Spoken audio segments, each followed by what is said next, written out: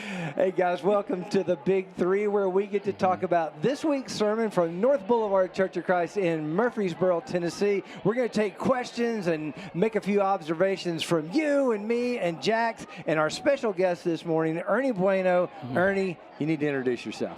My name's Ernie Bueno. I've been married to my wife Lulu for 31 years.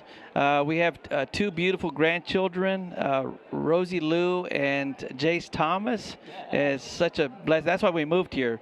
We moved here from Texas, and we've been here in the Murfreesboro Church at North Boulevard close to a year. It'll be a year this July. Wow. All right. Well, we're sure glad to have you. We're also in small group together, so that's why I recruited him today for the Big Three. So, guys, we are in the middle of our series called the Upside Down Movement. This morning's lesson, okay, I've taught lessons from Acts 10 before, and I thought I did okay. Today's lesson was great. Oh, yeah. That was a great message. Yeah. So it was from Kelvin Teamer. All right, a quick summary would be that whatever we have planned, the unexpected thing God has planned is going to be so much better, and we just have eyes to expect it, look forward to it, and see it. Yeah, What do you think? absolutely. Yep. Let's kind of start breaking down today's sermon. Share a highlight or kind of an observation that you had from the sermon. Who's going today. first?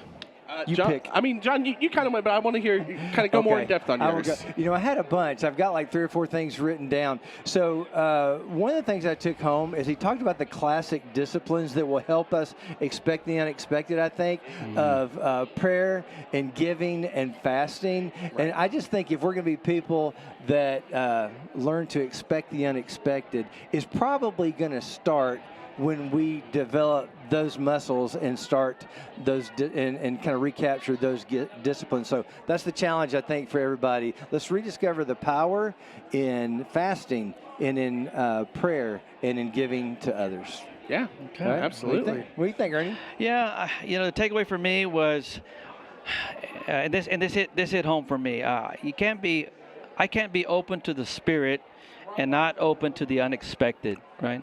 And for me to move in that direction, I need to practice, as you were alluding to, I need to practice surrender, right? I need to practice patience or waiting.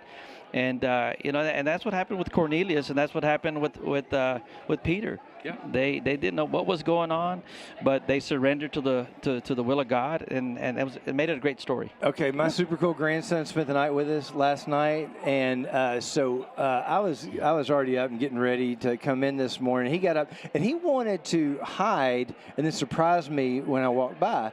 But I think I took a long time, and I was stunned at his ability to stay in his hiding place and wait, because I didn't know he had that kind of patience. And it reminded me of how impatient I think we can be, of this idea of waiting on God. It's hard to do. Oh, it is, yeah.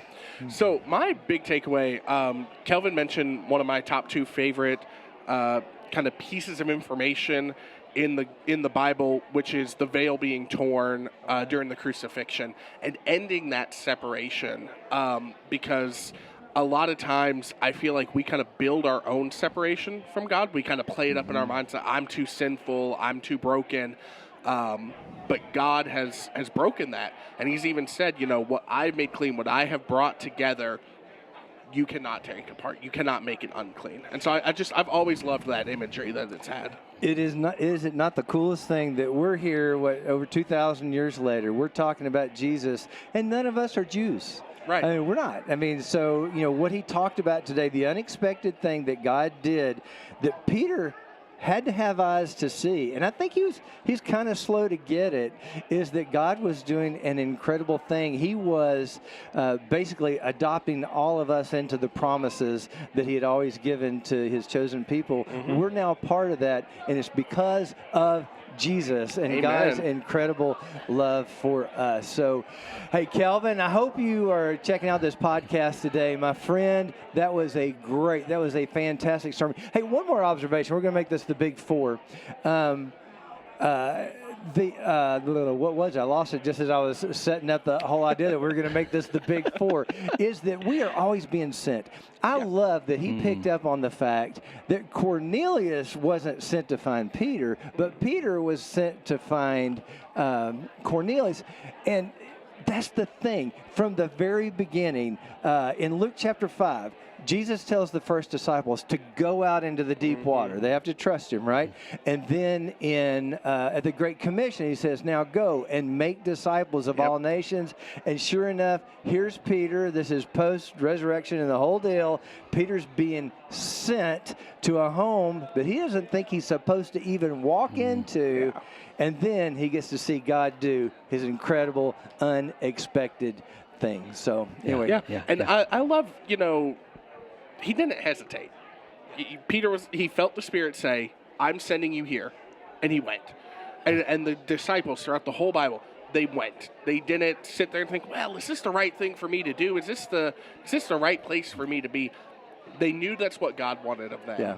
And they just went. Yeah. And when they went, it was pretty much, Kelvin put icing on the cake at the very end when he says, Jesus is going to equip the underdogs. Yep. He always equips the underdogs. That's right. And that's us. Yeah. All right. But we walk in incredible power when we walk with Jesus. Well, guys, if you have any more questions, let us know by using that QR code on the screen. Yeah, and if you want to rewatch this, as we've said, incredible sermon today, or you can watch it for the first time, you find it online at boulevard.to/sermon. That wraps up this week's Big Four, I guess. Yeah, Big Four. Hey, guys, thank you so much for being with us. You can look for this podcast on your favorite podcast platforms. Be sure to join us next week for Boulevard's Big Three.